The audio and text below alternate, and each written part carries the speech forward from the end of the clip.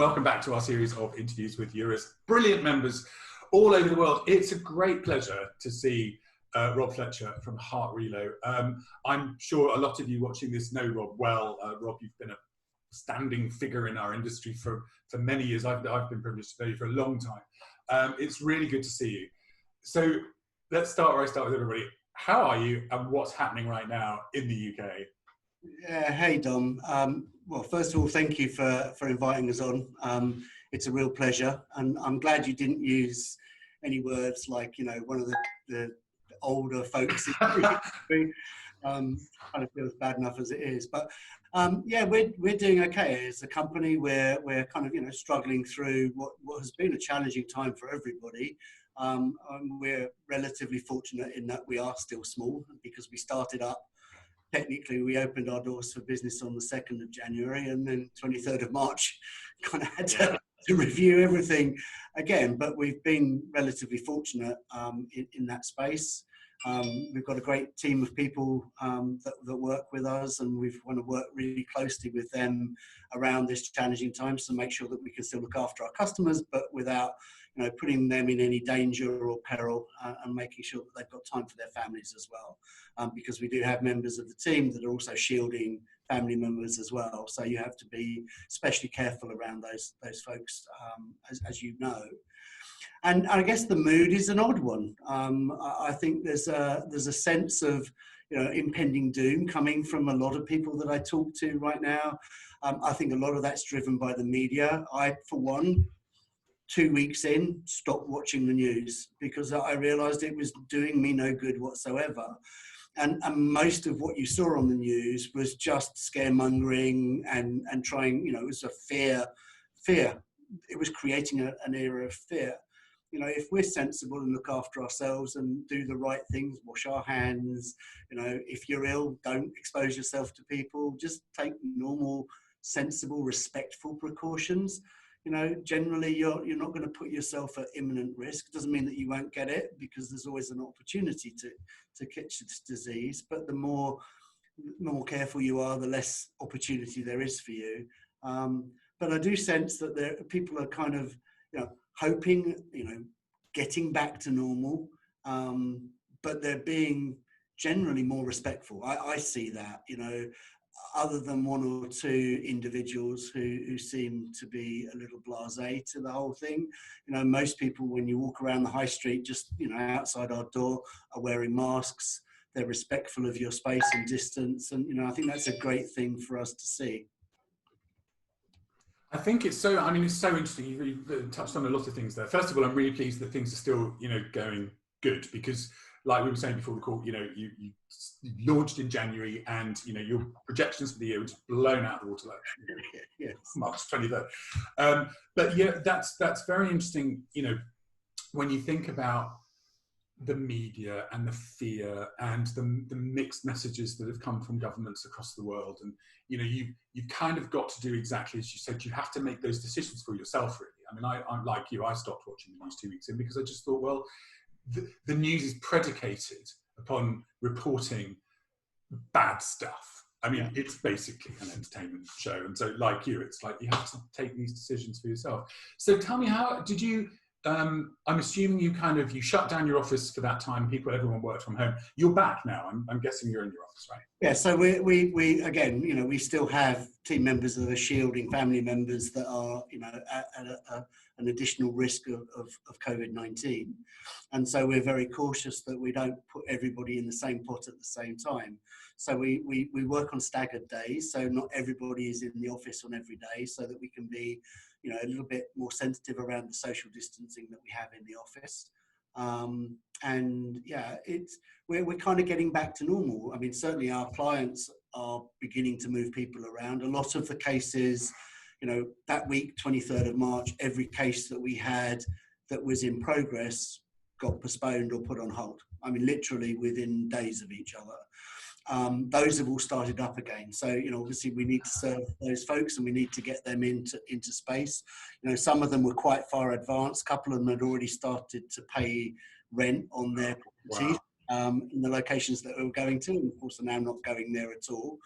So again, it's really kind of taking care of those folks. And and also depending where they're coming from or going to, you know, how do you deal with those first 2 weeks, 14 days when you have to go into quarantine, because going anywhere new is daunting, period. Going somewhere new and not being allowed to leave your house for 14 days is even more daunting, because how do I eat and how do I get things done? Yeah. So it's really about creating some support services and packages around those folks to make sure that they get what they need to. So yeah, it's an interesting time. Every day is a challenge, but we remain true to our vision, and you know, fundamentally we set up Heart because we believe in people, and that if you create the right environment for an individual, whether it's our employee, kind of, you know, we do the Heart a lot. Oh yeah, no, I love your brand. Whether it's our employee or an assignee or a client, if you create a great environment, you know, people are capable of amazing things. And very often we put assignees, our clients and our own team members in impossible situations and then expect them to flourish. And of course, when they fail, we blame them. And actually probably the people that we should look at is the mirror image of ourselves that we hold up in that space. And we just wanted to do something completely different in this space. I think it's so interesting what you have done. And I've been following you on social media since, you know, February, March. And, you know, putting that, we were saying before the call, putting that original vision of what relocation is back into the very center of what you're doing. It's a human to human service. It's something that requires, you know, at the best of times, the changes that an assignee goes through are pretty horrendous. Doing it now, I mean, you know, I think you have a very special USP. And just before I forget, Rob's written a white paper in conjunction with other people as well, and that will be in the next European, so there'll be a link to that. But yeah, I mean, do you find that, you know, the responses that you get from your team working with the assignees are different to other environments that you've worked in? Yeah, absolutely. And I think, you know, there are some things that make that so. You know, firstly, we looked a lot at the pressures that an individual comes under when they go on an assignment, and the knock-on pressures that has on the people supporting them. You know, when an assignee shouts, everybody thinks it's a bad assignee because they're shouting a lot. And actually, it's just that it's a cry for help more often than not, or they just need somebody to vent their frustration at. And we're kind of an easy target because we're there and we're kind of getting paid for that job. So it's understanding the dynamics. And we spend a lot of time looking at a thing called the Kubler-Ross curve, which is that change curve that everybody goes through in life, any change principle. And that's, you know, you can look at an assignment and you can track that Kubler-Ross curve across an assignment. You know, the elation of, great, I've got a new job, I'm going to earn lots of money, I'm important to the company, it's a great opportunity for the family, to the, oh my God moment when they're at the edge of the cliff and about to fall down, to reaching the bottom and going, oh my gosh, this isn't what I thought it was going to be, this is dreadful, this is awful, how am I ever going to survive? And the slow climb back out the other side. You know, and I think, you know, where we talk about the value of what we do, the value for us is the amount of time that the assignee spends at the bottom, because when they're not productive, that's when their mind is somewhere else. That's when the family says, I've had enough, I'm going home, thank you very much indeed. And you know, all of the things that go with that. So if we can make the landing soft, if we can make that a happy landing, the ability for somebody to get straight up, dust themselves down and start the upward climb again is much more condensed. And that's where we kind of talk about the value that we add by preparing people. You know, everybody is going to fall off a cliff. Going on assignment is falling off a cliff, so everybody is going to do it. How you prepare somebody for doing it, recognizing that, you know, here are some things you're going to feel. And we talk about it in the white paper. You know, we had a psychologist that did a lot of interviews with assignees and families, and it was interesting as we went through those, how people, you know, quite strong, robust, Teflon-coated assignees suddenly realised that they'd created quite a lot of challenge for themselves and their families. And we had one individual that, you know, Alice was interviewing, who ended up in floods of tears because they just, and this was a tough guy, right? And they just didn't realize the challenge that they put their family through during this time. So it's really understanding that and understanding that, you know, certainly going on an assignment, there isn't one event, right? It's not one event that's stressful. if you look at that, I can't remember the name of the company again, it's in the white paper. They did a score on kind of stressful events, and of course up there as marriages and divorces, and they had really high scores. But if you look at all the changes, the little incremental changes that you make for somebody going on assignment, and add up all the stress scores of those, absolutely, then they off the chart. Off the chart, you know, they say kind of anything over 300 is going to give you kind of a stress-related illness potential, and very often, you know, assignees are going over 400. Absolutely. So there's a lot of stress involved in that. So, you know, going back to your original question, sorry it's taken me a long time to answer. It's fascinating. Love it. It's about understanding that dynamic, and for us, the most important thing, we've created a rule in our organisation where none of our consultants will ever handle more than 30 files at any stage of assignment. So they've got what we love to call window time, and window time is the ability to stop, look out the window, and think, what's happening to my assignee? What's the challenge they're going to face? How do I solve that? What does the solution look like? To kind of think through that, like a little like playing a game of chess, and then coming back with the solution, rather than just, you know, this harebrained one step, without giving it any of that thought, which creates a more tailored approach, and it's a more pragmatic approach, it's a more sympathetic approach, it's a more empathetic approach, which the assignees that we look after are responding to really positively. You know, I love the fact that the feedback that we get is amazing, and the feedback that we're getting from our clients and from their assignees, you know, we cherish feedback that's negative on occasions because it's how you grow and change. But we haven't had any. It's all been very positive. And I have to say that the first client review meeting I went to, when you're conditioned to how bad is this going to be and how badly am I going to get beaten up, to suddenly go into a client review meeting where they said this is the best we've ever experienced and this is wonderful. It was a feeling that I like to repeat a lot. So that's the ambition.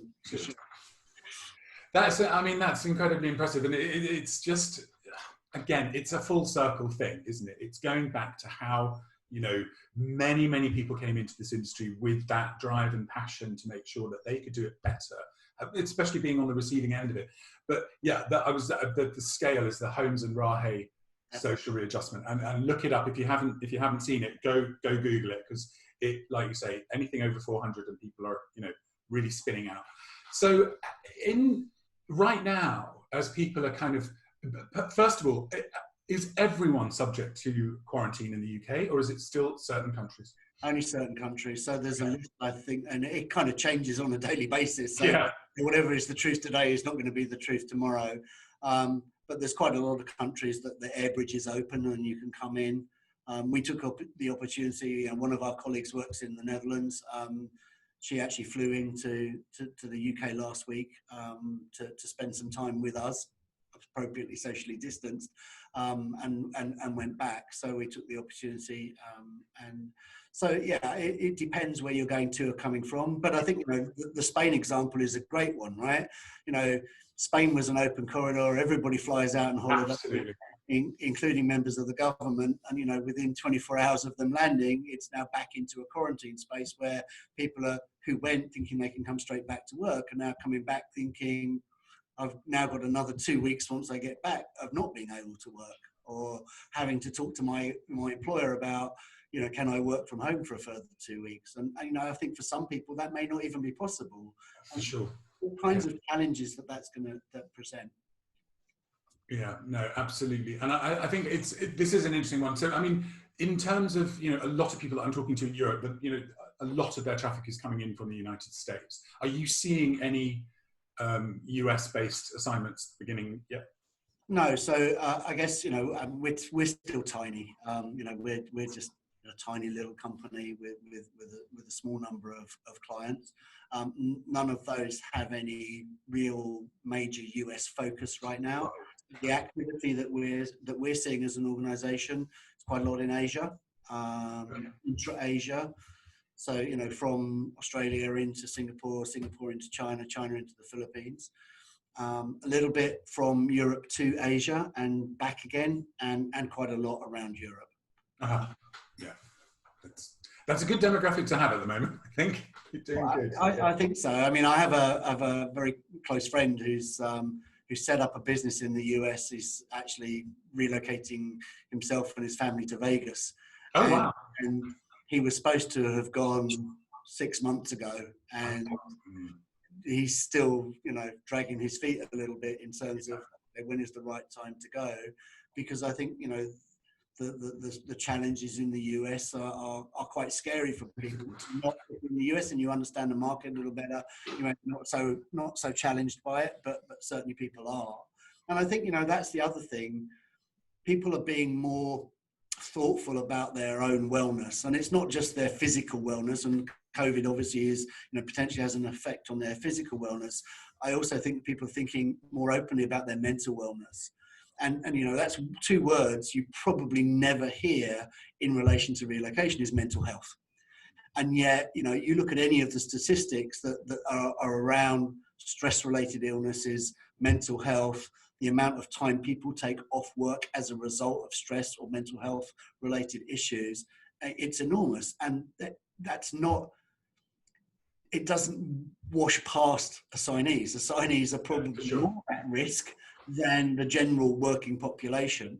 And even, again, in the white paper, there's some quite interesting statistics about the number of man hours and the cost just in Europe of hours lost to mental and well-being issues.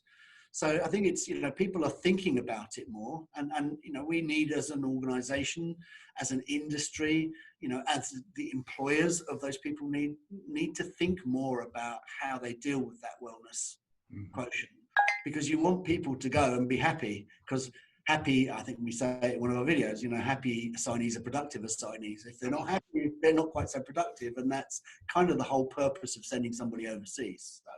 Absolutely. It's so interesting because I came out of relocation back in 2003 to do my master's, and I did social work, and then I went into a mental health team, and coming back in, it was like, wow, so much of the stuff that I saw, working in a mental health team was so applicable to the populations, exactly as you say, that we're dealing with, because, as an organization, you are dealing with people at the very top of that scale of social readjustment and stress. So yeah, it's really interesting.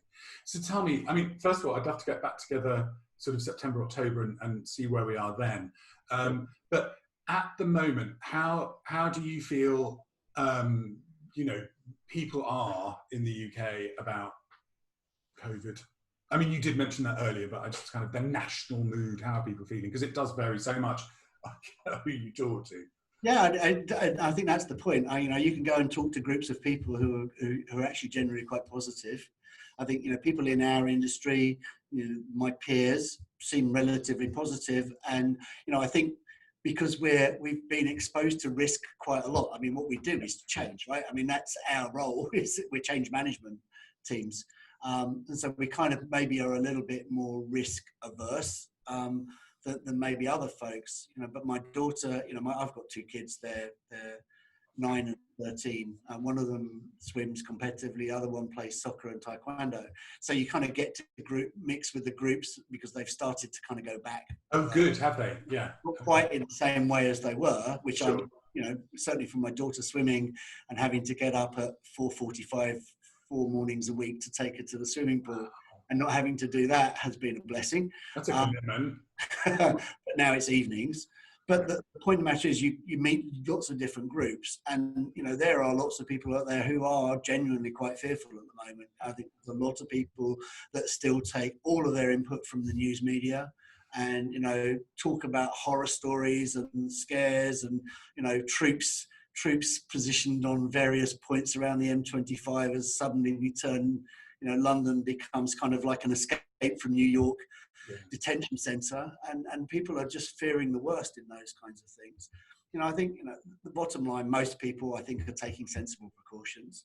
Yeah. Most people are being kind of protective of themselves, and it's terrible when you get these kind of eruptions of cases in certain locations. But you look at our borough in which we're located, there were 4 cases last week. In the adjoining there was last week. And that means that people are generally taking care of each other. I think we can't go back to where we were. And I think, if the 1918 pandemic taught us anything, it taught us the value of fresh air. Because fresh air therapy was kind of created on the back of the 1918 pandemic, because they looked at the statistics of, the prognosis of death if you got Spanish flu for those troops returning, going into hospitals on troop ships, that, it ravished those populations. If you were unfortunate enough to get it, but fortunate enough to go into a field hospital, which is basically a tent in a field, your prognosis was much, much higher for survival. And, there's this wonderful thing in our atmosphere called ozone, which kills bacteria. So I think, if we can live outside and be much see the windows open, it helps. But, I fear when you look at pubs and you see, quite large amounts of people in pubs, thoughts of cinemas or theatres, which is dreadful for the arts industry, but the thought of just fears me. I get a sense of dread of going into a pub or a cinema now and sitting, breathing somebody else's air. And I think people are talking about air travel has the same kind of stigma to it, although probably on aircraft, some of the cleanest air we'll ever breathe. For sure, yeah. Filtering and the replacement air that goes into an aeroplane. You've still got to queue at check-in, and you've still got to go through security. And no, that's very. So I think it just depends. I think, overall, I think people remain positive. It's that human spirit, right? Human spirit is all conquering. We've since the dawn of time become explorers. We've pushed the boundaries of things. We get used to it. And I can also try to balance it as well. As a human race, we kill 1.75 million people every year in road traffic accidents. Yeah. That number goes up year on year. 1.75 million people a year die. Yeah. Really? Nobody should ever get in a car. Exactly. And yet we do. I quite happily drive like balancing risk, isn't it? It's balancing risk. Yeah. It's one of those. That's a very interesting. That's one of the first conversations I remember having with my sister when this was sort of kicked off, and it was like, well, where are our risks balanced in the whole of life? Because no one would have got on an aeroplane, when they were first, when the Wright brothers were doing their thing. Would you? Why? But now we go all the time. So yeah, you're right. It's balancing risk. Rob, it's been an absolute pleasure talking to you. Thank you so much for taking the time to do this.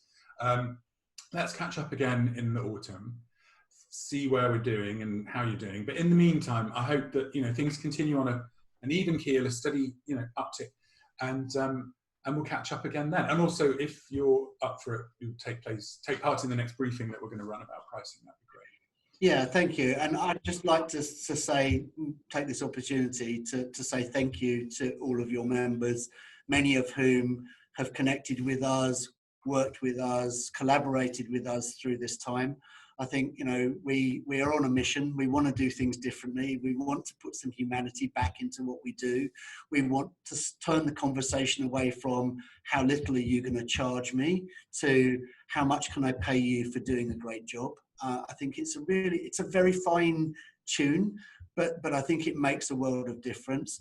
And I'd also like to thank you and Tad for the support that you've given all of us over this time. We as a team have all taken advantage of what you have behind you, and are all kind of mimmed up to the eyeballs.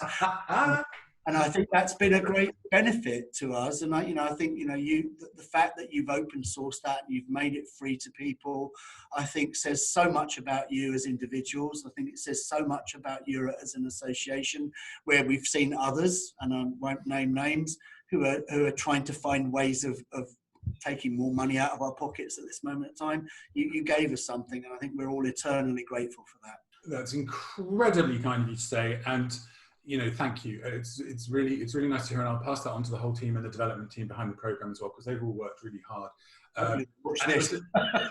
Well, I mean, really, what else can we do? It's an association. We've always, overused the phrase "the family," but that's kind of how it feels. And I think, going back to your thing about communicating with other members around the world as well, I think I've never seen or heard of so much collaboration between Euro members as has been going on in the last 6 months. I think it's great. And, we all have one mission in life. If you think about it, our clients us representing RMZ, and I'm kind of slightly, you know, hesitant saying, because I think we're just a tiny little company right now, and there are some giants out there in this industry, down to the Euro members, the destination services, the language providers, the temporary accommodation, the household goods moving companies. You know, we have one combined mission, and that's the happiness of the people that we move around. Yeah. And you know, if we can work together collaboratively, respectfully, and understanding the needs of each of us as the stakeholders in that engagement, all focused on that one person, I think we'll come out of this stronger and better, for sure. And more needed than ever. I do agree. Thank you. Yeah, that's very wise words. Been a pleasure. We'll catch up again in the autumn. Don't forget, if you're watching, the white paper will be in the European. Really fascinating read. Thanks so much, Rob. It's been lovely to talk to you. Brilliant. Thanks. Bye, everybody. And take care. Bye. Wave. Yeah, do the Zoom wave. Yeah.